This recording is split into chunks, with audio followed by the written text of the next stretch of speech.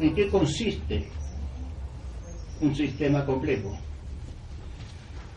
Y a dar una definición más o menos provisoria, que voy a llamar sistema complejo, o he llamado en numerosos escritos sistema complejo, a un sistema cuyos elementos son heterogéneos en el sentido de que pertenecen al dominio de distintas disciplinas, pero son elementos que interactúan entre sí de tal manera que son interdefinibles.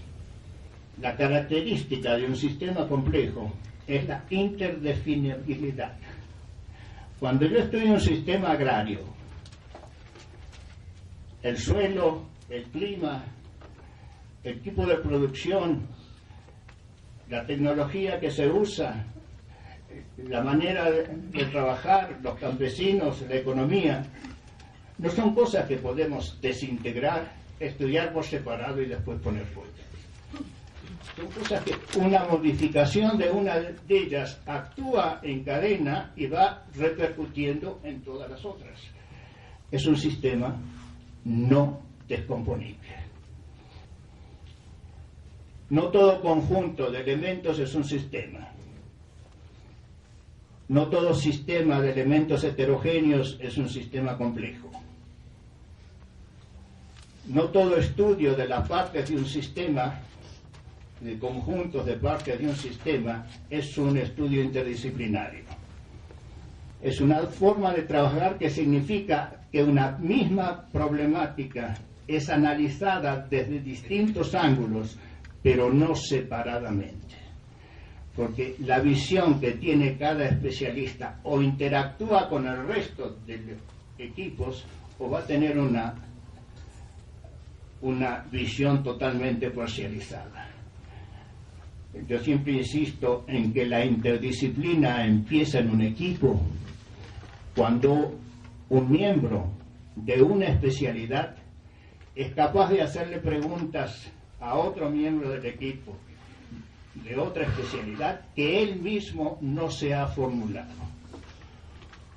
Y esto que estoy diciendo no es una especulación, es producto de una experiencia.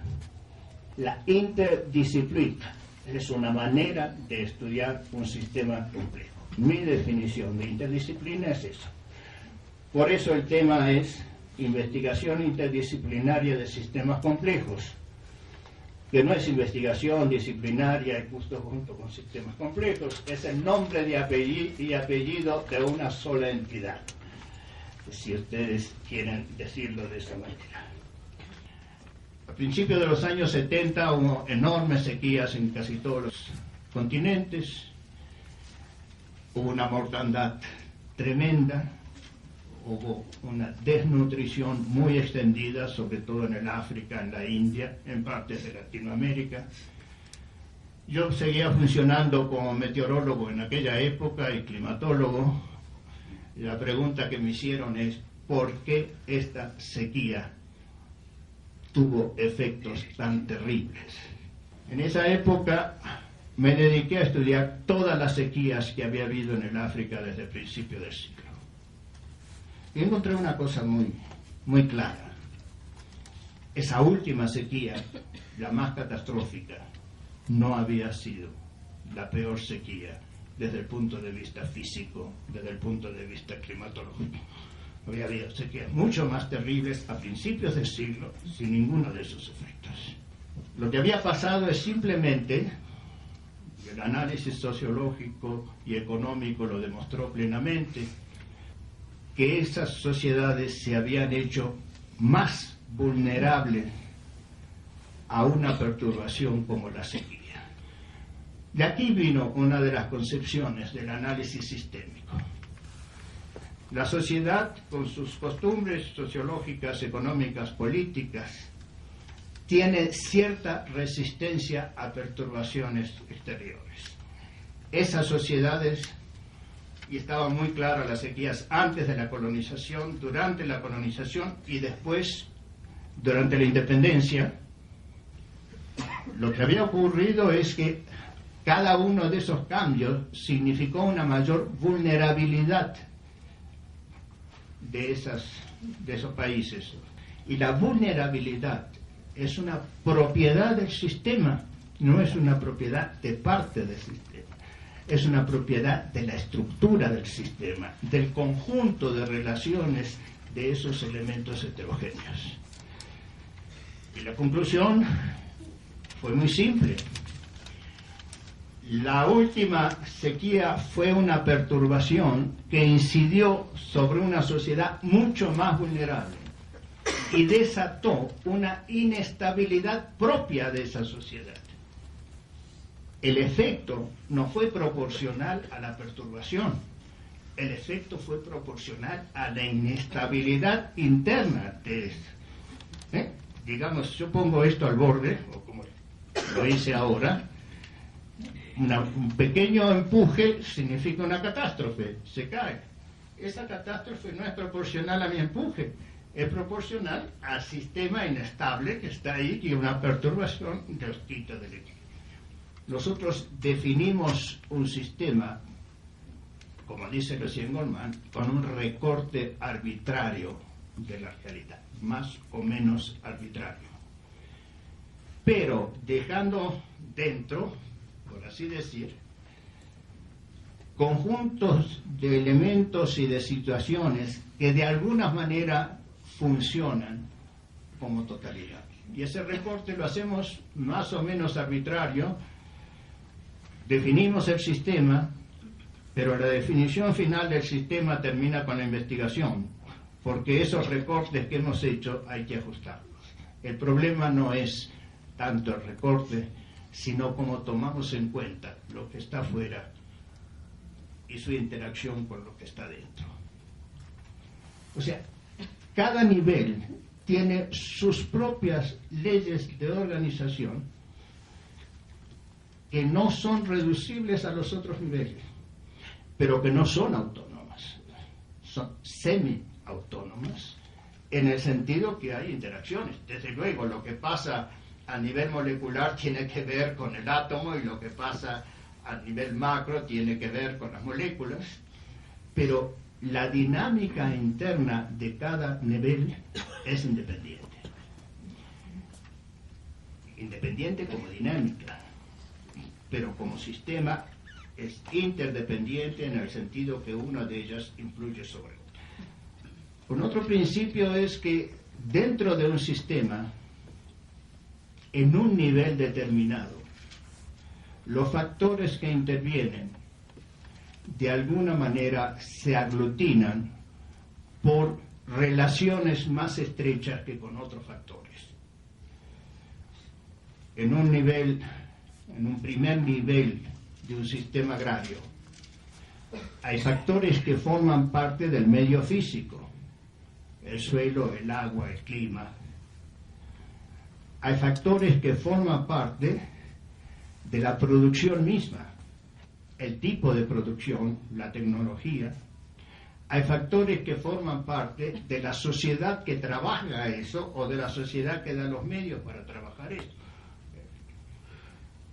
Estos constituyen subsistemas que tienen una interconexión entre ellos mayor que con los elementos de los otros subsistemas. Y esto nos permite nuevamente poder hacer análisis de los subsistemas de manera semi-independiente. Y semi-independiente porque, digamos, hay un único sistema, que es el sistema productivo que está ahí y que va a tener un producto externo de muchos tipos. Hay tres principios entonces a los cuales he referido. Un principio de estratificación. Hay niveles de organización que tienen su propia dinámica y sus propios actores, que no son ni reducibles a ni deducibles de otros niveles, pero que interactúan con ellos. Hay un segundo principio que es de articulación. Los elementos no actúan así más o menos uniformemente. Hay subsistemas dentro de cada sistema con mayor coherencia que con el resto, y la estructura está determinada por las relaciones entre los subsistemas. Hay un tercer principio que llamo de organización sistémica, en el sentido que modificaciones de la totalidad modifican las partes, y que precisamente las influencias externas actúan sobre el sistema, su totalidad o algunas partes de ella, pero eso repercute, por eso es un sistema, lo repercute en las otras partes. La evolución de todo sistema, físico, químico, biológico, social, no es un desarrollo uniforme como se pretendió clásicamente. La evolución se da solo por reorganizaciones. Y la famosa no linearidad que está hoy de moda, y con razón, cuando se habla de complejidad, de caos, etc., representa simplemente esa evolución por reorganización. ¿Qué quiere decir esto? Quiere decir que un sistema, en la medida que se conformó como sistema, quiere decir que tiene un mecanismo de compensaciones que le ha evitado desintegrarse como sistema. Ese mecanismo de compensaciones es capaz de recibir perturbaciones o fluctuaciones de afuera hasta cierto límite. La propiedad de vulnerabilidad, que es una propiedad del sistema, o de resiliencia, que sería la opuesta a esa, la capacidad de absorber las perturbaciones, tiene un límite en todos los sistemas. Una vez que se llegó a ese límite, el sistema se desestabiliza. Y esa desestabilización es una ruptura de la estructura interna. Esa ruptura significa desorganización. Se continúa la perturbación. El sistema de compensaciones que está inherente a este sistema que estamos estudiando reorganiza, y esto no es teleológico, pero usa un lenguaje teleológico, reorganiza las relaciones de tal manera que puede formar una nueva estructura capaz de absorber la perturbación que antes desestabilizó. Y en eso consiste una reorganización.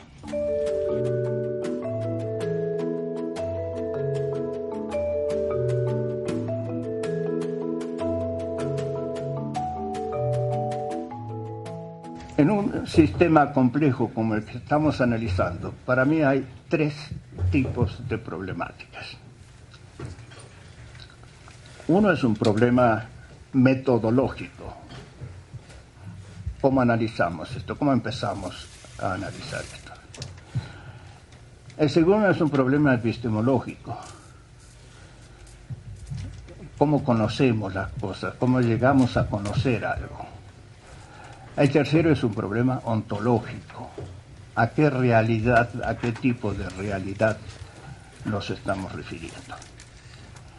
En general, en los análisis de sistemas se habla más de la metodología de trabajo, que tampoco es metodología conceptual, sino procedimientos de trabajo.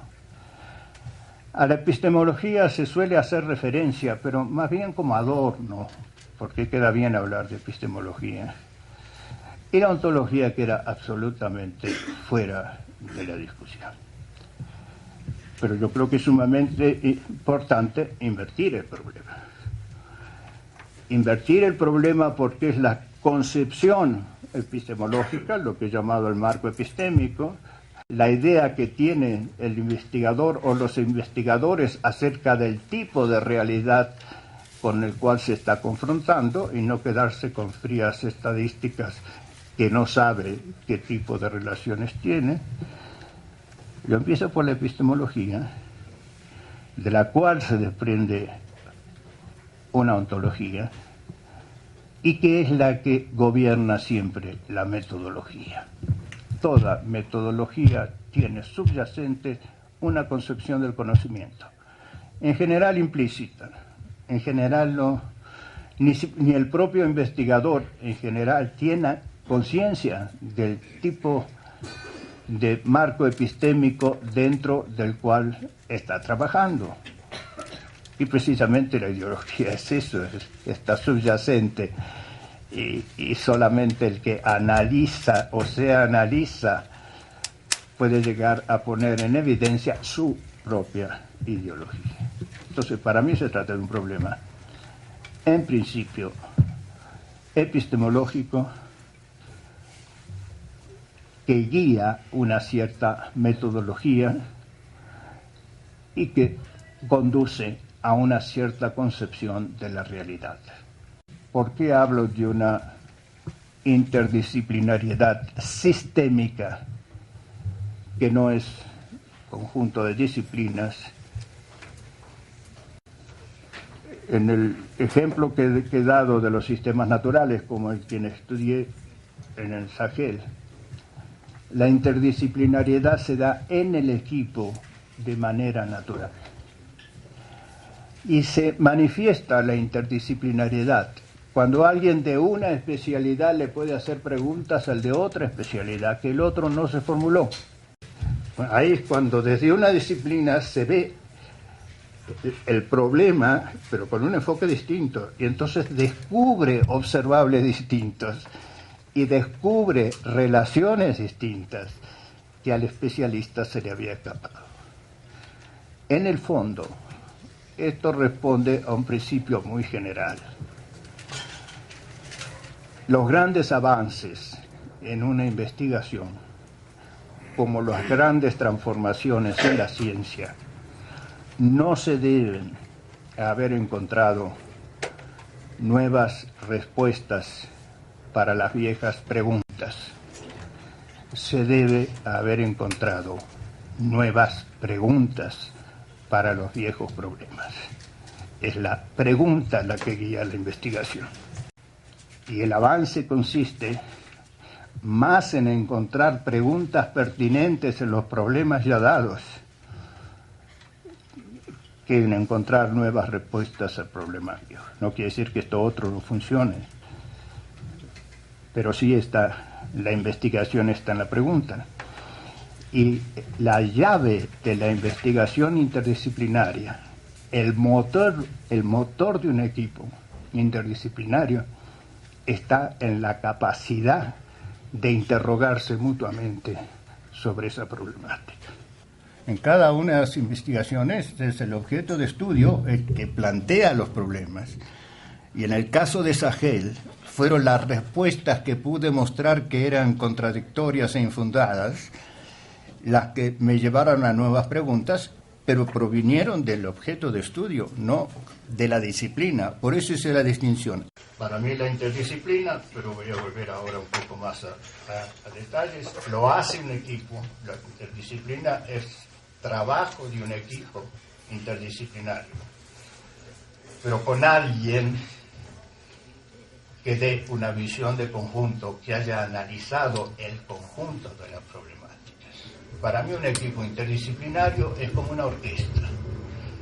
Con un grupo de solistas no se hace una gran orquesta sinfónica, sino un director. El director no solamente da la entrada a los instrumentos, el director da la interpretación de los datos.